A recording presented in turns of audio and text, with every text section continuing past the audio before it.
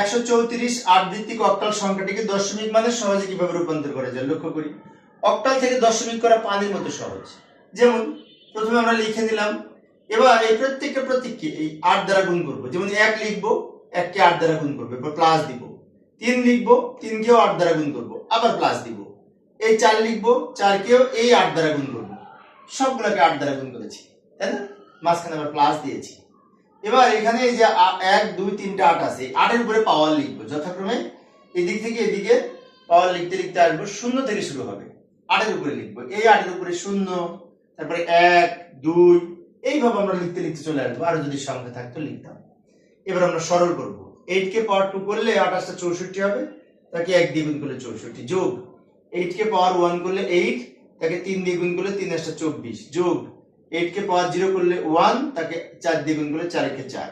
এবার সবগুলা এইগুলা যোগ করব, আমরা পাওয়ার ভেঙে যোগ করব, তাই না? এই দুটো যোগ করে 88 আর এই 4 92, যোগ করে 92 হবে। এখন এই 92 সংখ্যাটি কিন্তু দশমিক সংখ্যা, তাই ব্র্যাকেট দিয়ে ভিত্তি হিসেবে 10 লিখবো, কারণ দশমিক সংখ্যার বেজ হচ্ছে এই 10।